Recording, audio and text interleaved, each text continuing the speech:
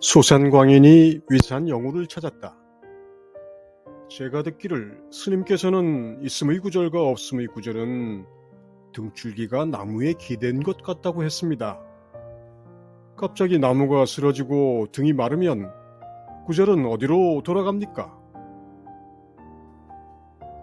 위산이 깔깔대며 크게 웃자 소산이 말했다. 제가 사천리 길을 포단을 팔아서 여기까지 왔는데 화상께서는 어찌하여 조롱만 하십니까? 위산이 시자를 불렀다. 돈을 갖다가 저희에게 주어라. 이어서 위산이 말했다. 이후에 외눈박이 용 한 마리가 그대를 파헤칠 것이다. 훗날 소산이 명초 덕겸을 만났는데 눈이 하나뿐인 노승이었다. 명초가 일렀다. 위산은 과연 머리와 꼬리가 반듯하건만 자기를 알아주는 사람을 만나지 못한 것이 애석할 뿐이구나. 나무가 무너지면 칡은 말라버리는데 그러면 구절은 어디로 돌아갑니까? 이것을 위산이 들으면 또 한바탕 웃겠구나. 이에 소산이 깨달았다. 위산의 웃음 속에는 칼이 들어 있었구나.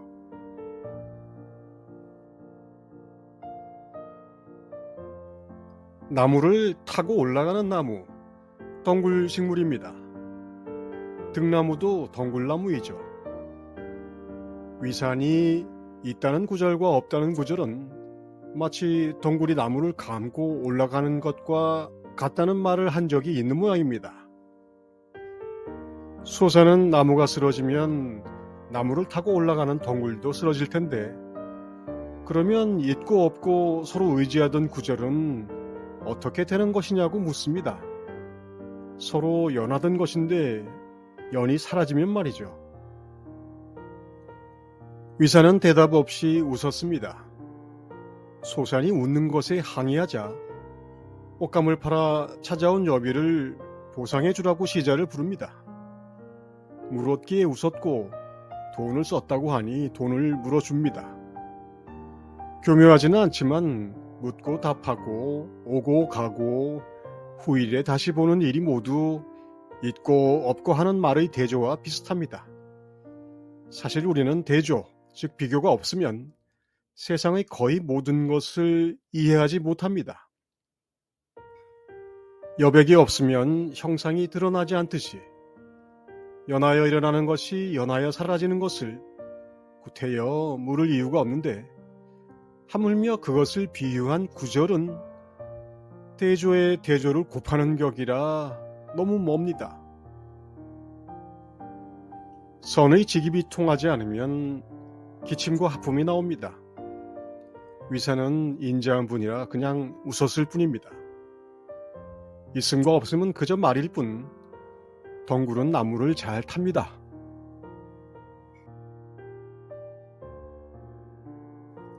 설봉이 마을에 들렀다가 절에 돌아와서 대중에게 말했다. 망주정에서 여러분들과 더불어 만났고 오성령에서도 여러분들을 서로 보았으며 지금 성당 앞에서도 여러분들과 서로 만났다. 보복이 아호에게 물었다.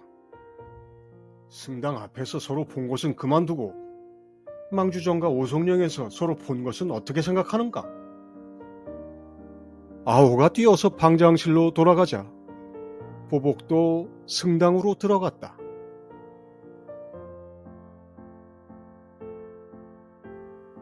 우리가 쓰는 갈등이란 단어에서 갈이란 칡덩굴이고 등이란 등나무 덩굴입니다. 이 둘이 같은 나무를 타고 오르면 서로 반대 방향으로 감고 올라가면서 나무를 옥죄입니다. 칡은 왼쪽으로 감고 등은 오른쪽으로 감아서 서로 반대 방향으로 휘돌아가기에 서로 오르기도 어렵습니다. 그 바람에 서로 밀어내고 다투는 상황을 갈등이라고 하게 됐죠. 망주정, 주인을 잇는 정자이고 오성령, 까마귀가 앉는 고갯마루입니다. 이름이 중요한 것이 아니라 이 정자 저 고개에서 그대들을 보았다는 인연을 설봉이 말한 것입니다. 그런데 중요한 것은 지금 여기 승당 앞에서 이 말을 하면서 만나고 있는 것입니다. 허구 많은 인연은 모두 지금 여기에서 그 의미를 실현합니다. 보복이 아호에게 지금 여기를 빼놓고 묻자 아호는 쳐다보지도 않고 뛰어서 가고 보복 역시 답을 보고 승당으로 들어갑니다. 두 스님은 설봉의 법문을 몸으로 이해했습니다. 덩굴은 나무를 휘감지만 나무 역시 덩굴을 겉줄기에 두릅니다. 우리는 둘이 엉키는 모습을 보지만 애초에 하나였던 것이 둘로 나뉜 것을 돌이켜 보기는 어렵습니다. 그래서 모든 일은 지금 여기 승당 앞에서 이루어지는 것이니 나무가 쓰러지고 덩굴도 쓰러지는 일을 헤아려 봐야 소산처럼 여비만 아까울 뿐입니다.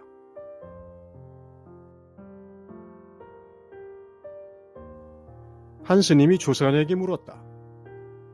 부처님이 세간에 나오기 전에는 어떻습니까?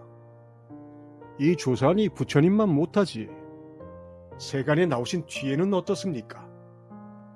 부처님이 나만 못하느니라.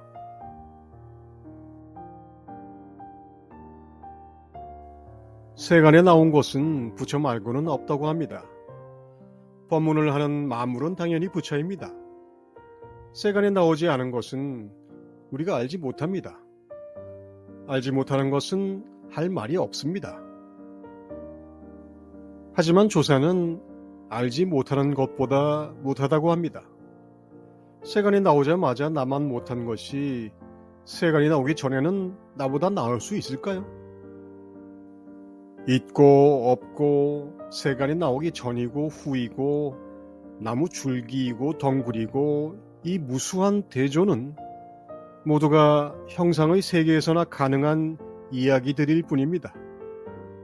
없음과 출세 전은 그냥 말일 뿐인 것이죠. 그리고 출세 후에는 지금 여기 있는 나 말고는 더 나은 출입처가 없습니다. 들어가고 나갈 곳은 오직 지금 여기서 아는 나이니 부처 따위가 다 무슨 소용입니까? 우리는 있음과 출세 후를 여의기 위해 없음과 출세 전을 말로 불러냅니다. 하지만 그 말이 정말인 줄 알면 위산 스님이 크게 웃게 됩니다. 노잣돈이 필요하면 어쩔 수는 없습니다만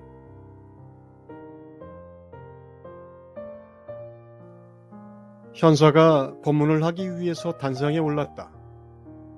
마침 처마 끝의 제비가 울어댔다. 한참 동안 듣고 있던 현사가 말했다. 이 얼마나 심오한 설법인가. 오늘은 이것으로 법문을 마친다.